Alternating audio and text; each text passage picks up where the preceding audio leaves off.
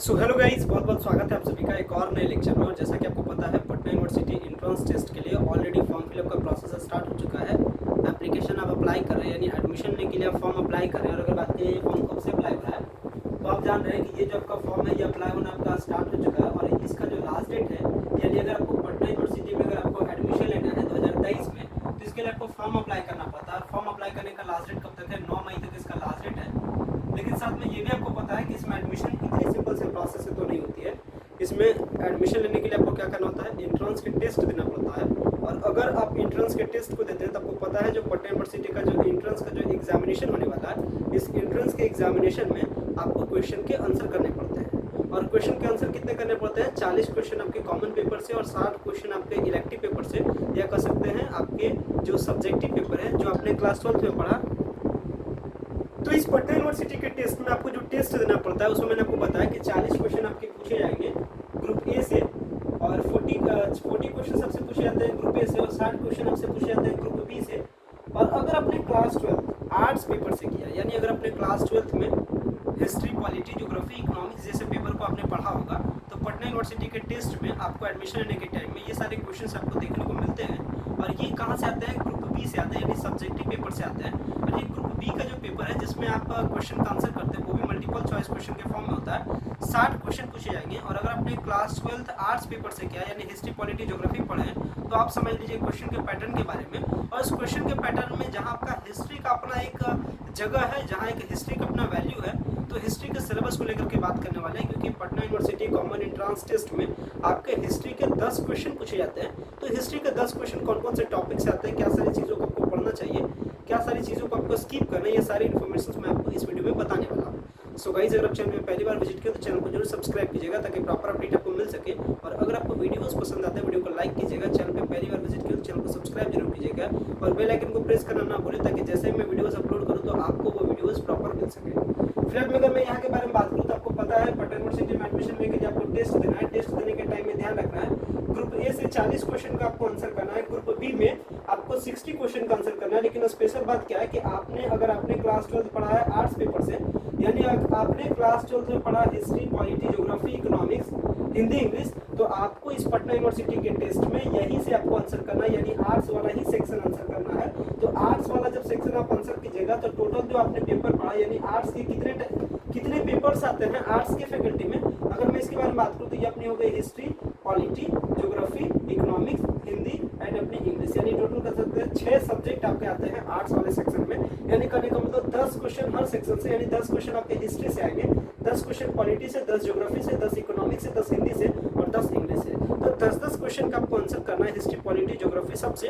तो आज की इस वीडियो में आपको बताऊंगा ये जो आपका हिस्ट्री पेपर है आखिर इसका सिलेबस क्या है, और जो 10 क्वेश्चन आपसे पूछे जाते हैं वो कौन कौन से चैप्टर से पूछे जाते हैं, तो मैं आपको कंप्लीट आइडिया देने वाला हूँ इस हिस्ट्री पेपर के बारे में।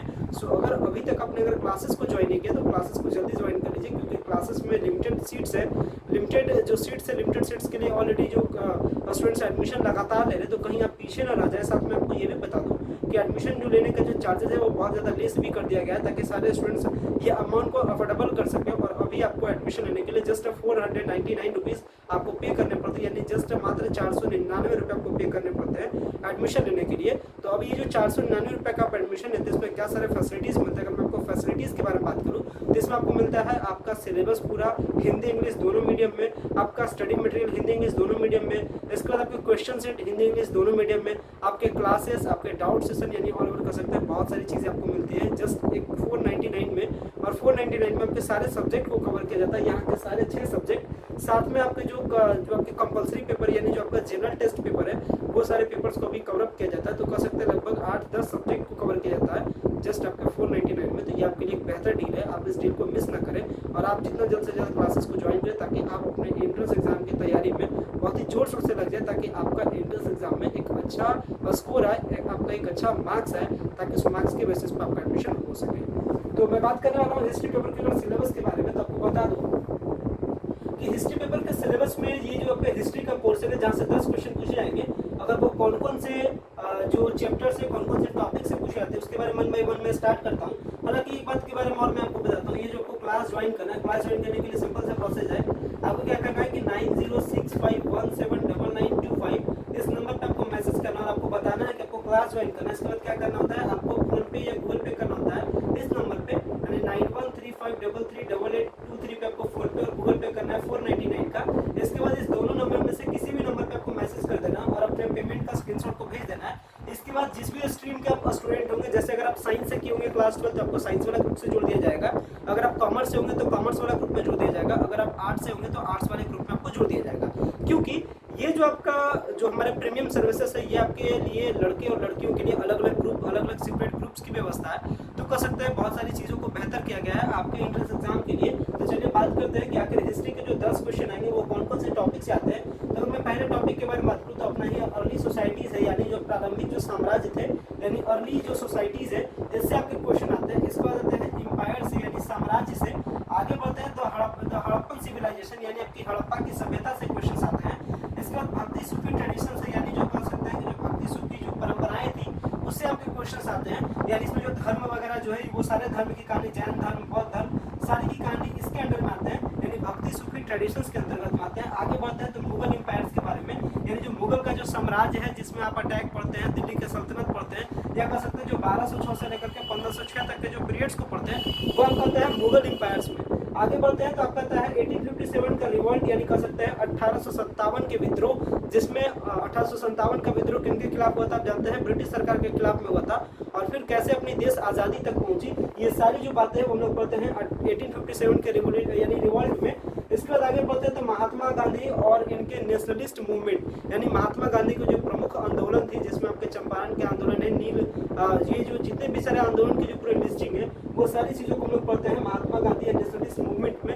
इसके बाद लास्ट में आता है फ्रेम ऑफ इंडियन कॉन्स्टिट्यूशन, यानी जो हमारा भारतीय संविधान बनता है, भारतीय संविधान को किस बेसिस पे बनाया गया, क्या इसके फ्रेमवर्क थे, ये सारी बातें ये सारे चैप्टर्स में की जाती है। और यही सारे चैप्टर्स आपके पटना यूनिवर्सिटी में आपको क्वेश्चंस देखने को मिलते हैं। हर साल जो क्वेश्चंस आता है सारे क्वेश्चंस के सिलेबस को बहुत ही एक्सपर्टाइज वे में से तैयार किया गया ताकि जो सारे आपके क्वेश्चंस हैं वो सटीक इस सिलेबस के साथ मैच करे। और ये सिलेबस आपके सटीक है क्योंकि इसी से मैच किया है क्लास जो आपके जो 2022 के क्वेश्चंस थे या फिर उसके पहले जो क्वेश्चंस पूछे गए थे वो सारे जो क्वेश्चन पूछे गए थे वो सारे इस सिलेबस के साथ अकॉर्डिंग एकदम फिट खाते हैं, इसीलिए सिलेबस को तैयार किया गया है, आपके लिए डिलीवर किया गया है। तो आप क्लासेस से जितना जल्द से जल्द हो सके ज्वाइन करें ताकि ये सारे सिलेबस के जो पोर्शंस हैं, ये सारे सिलेबस के अंदर जो मटेरियल्स हैं आप उसको पढ़ सकें। क्योंकि अभी आपको पढ़ना पड़ता है बहुत सारी चीज़ें, यानी अर्ली सोसाइटीज़ का अगर मैं आपसे नाम लेता हूँ तो अर्ली सोसाइटीज़ में बहुत सारी चीज़ें हैं, क्या आपको पढ़ना है क्या नहीं पढ़ना है।